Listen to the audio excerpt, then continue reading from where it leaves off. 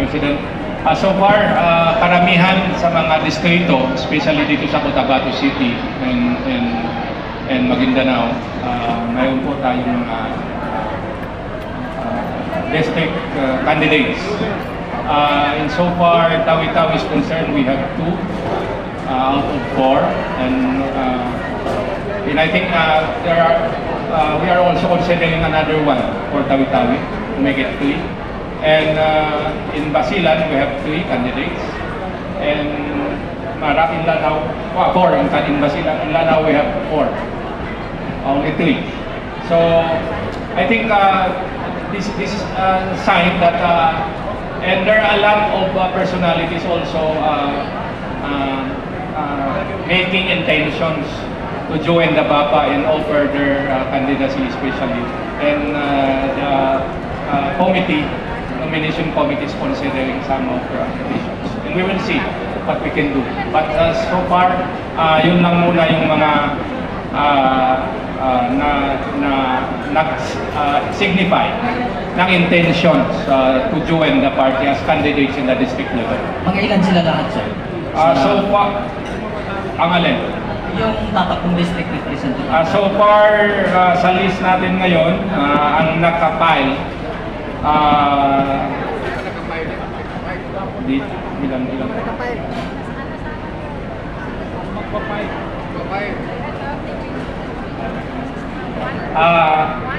Till the last minute of the filing by May 5, mayroon tayong 16 candidates, and we will consider some more until that very moment of May 5. Thank you very much, Mr. Chairman. Okay, good afternoon po. Ayla Dayawan of Pasada Balita ngayon and Arcada Balita. Sir, is BAPA open for alliance with other parties? Sure. We are very open to coalition with other parties.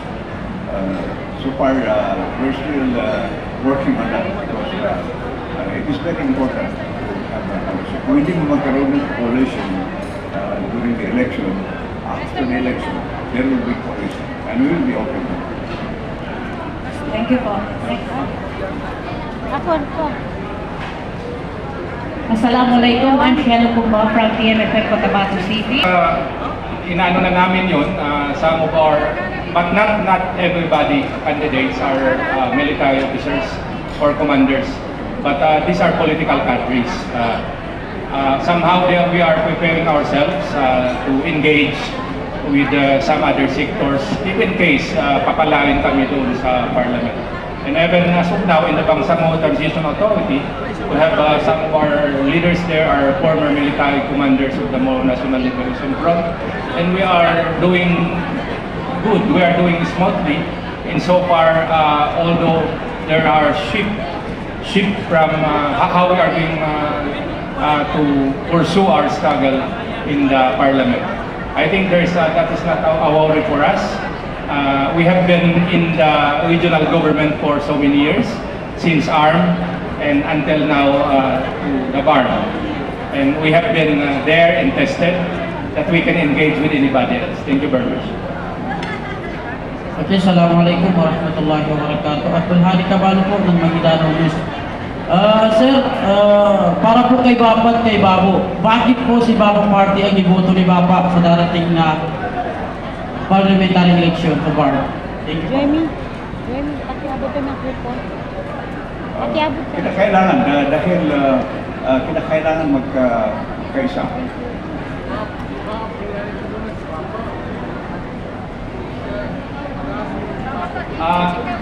Doon naman po, kasi of course, this is a continuation of our struggle. Those Bapa and Babo were part of our struggle, were part of our history. We cannot be here, of course, Bapa Mos, ang tawag namin kay Bapa Mos. He is included in that level, Bapa Hatim. So siguro naman nagkataon, the Bangsamoro Party is really for this sector, kasi sila ngayon dapat ang mag-lead. Sila ngayon dapat ang magkinabang dito sa Bangsamoro Autonomous Region and Muslim Mindanao. That's why even in the Parliament, as we are part of this Bangsamoro Transition Authority, a lot of our programs cater to those seniors in the struggle. The Moro National Liberation Front in the Moro Islamic Liberation Front.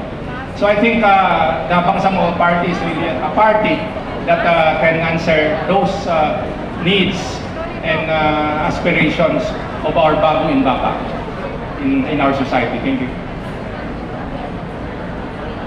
Hello po, Assalamualaikum warahmatullahi wabarakatuh. Tia from KMA News TV Online. So, my question is, how does this convention serve as preparation for the upcoming first parliamentary election this coming September 14? And second, what is the main vision or platform of Bangsamoro Party or BAPA for the first ever parliamentary election in this region, Bangsamoro? Thank you so much. Siguro naman nakita niyo that it is really a show of force for us. Although this is in compliance with the requirements of the Commission on Election, that this is the last day for holding regional conventions in any part of the territory of the Bangsamoro. But we see to it that we can show to the whole world that we have the group, we have the strong political party, not only for the supporters but even the basic, the organic member of the Moro National Liberation Front. Had it not because of the distance from the some other places like Basilan and Tawi-Tawi, there are a lot who want to attend. And of course, you know for a fact that we have only some meager resources to accommodate all those necessities of our party, but somehow, look at our convention today. This only proves that the Bangsamoro Party is a party to be reckoned with, a party to be considered as one of the strongest political party in the forthcoming Bangsamoro parliamentary elections. Next question, please. Last two questions na lang po. Sino na yung next? Okay. What is the main vision for this platform of Bangsamoro Party on this parliamentary election? The vision or the platform. Next na niya. Okay na. Last question na lang, sir. Sorry, Kay. Okay. Ana ko sa Middle Sir, ang BAPA party ba is nagkakandak na ng voters education since na kailangan ng pagboboto natin. Thank you. Since the inception of BAPA, that is part already of our activities with some other, and even we are joining with some other NGOs who are doing voters education in the whole of BAR. Even had it not postponed since the October 2026 elections, we have been doing voters education. We know for a fact that this is the very first election to be held as far as this parliamentary system is concerned. And this is very strange, very new for our voters. Hindi ito ang regular election na inaanuhan, na apply, na naging tawag doon, na as regular elections na nayuyus yung mga tao natin. We are introducing a new setup, a new kind of elections. So dapat ipupush natin ang maraming activities about voters education para may parating natin sa kanila na ganito ang dapat ating gawin pagdating ng eleksyon. At we can also show to the world that we have a very big turnouts. Of course, we are encouraging every Bangsamoro to go out in votes para sa kanila to, para sa Bangsamoro. Makalabas lang sila kung alam nila ang proseso. Ma-encourage lang sila. And the Bangsamoro Party is doing that. Matagal na po. So, last question na lang po para sa ating party president. Yung pinakatanong po ng lahat, mensahe natin sa mga Bangsamorong boboto ngayong BAR Parliamentary Election 2026 po. Party,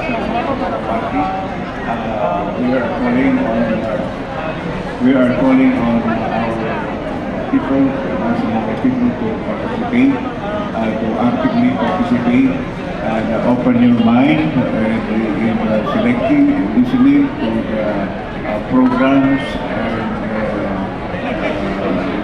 plans of each political party, what each political party have for you in the future.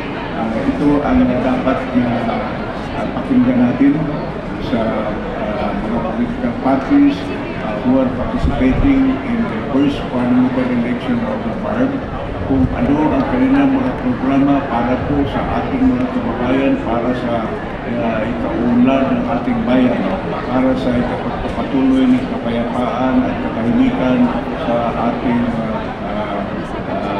autonomous region, Bangsamoro Autonomous Region of Mindanao, kasama na rin ang buong Pilipinas dahil ang peace process na tinanggap natin na alok ng gobyerno ng Pilipinas ay para po magkaroon ng kapayapaan at pag-unlad sa ating bansa. Hindi lamang dito sa ating Mindanao, kundi sa buong Pilipinas. Dahil kung hindi po nagkaroon ng kapayapaan, pag-uusap sa pagitan ng mga lumalaban sa gobyerno, kasama na ang Moro National Liberation Front. In fact, the Moro National Liberation Front was the first to accept the peace offer of the Philippine government na sinanihan po, sinuportahan po ng international community tulad ng Organization of Islamic Conference at iba pang mga bansa. Kasama na ang Estados Unidos, kasama na ang Europa na nakibahagi, sumama at sumuporta sa peace process na isinagawa ng gobyerno ng Pilipinas at ng Moro National Liberation Front simula noong 1976 at nagtapos noong 1996 final peace agreement at sinundan pa ng tripartite review. Yung tripartite review po, yung pag-uusap ng gobyerno ng Pilipinas, Moro National Liberation Front at ng Organization of Islamic Conference upang pag-usapan kung paano ituwid ang pag-implement ng final peace agreement na pinirmahan noong 1996. So ito po ang pinaghahawakan ng Moro National Liberation Front. Sinsin po, tunay po sa aming pag-iisip at puso ang pagtanggap ng peace offer na ito ng gobyerno ng Pilipinas kahit paman hindi buo ang pag-implement ng pangako na yan sa pagbigay ng autonomiya, pagbigay ng self-governance sa ating pangsagon. Yun po ang ating panawagan. Thank you for in behalf of the Moro National Liberation Front and the Bangsamoro Party. Thank you for coming and taking our stand on this matter. Thank you. Assalamualaikum warahmatullahi wabarakatuh. Alright, that concludes our press conference. Thank you so much po. So again, this is the Bangsamoro Party Regional Convention. Hindi po ito General Assembly, kundi Regional Convention. So, diyan po nagtatapos ang sinagawang press conference. At here, the Fight for Bangsamoro Party or BAPA Convention. Ito ay sa pangunan ni Molly Minister Dato Muslimin Chisen. Wassalamualaikum warahmatullahi wabarakatuh.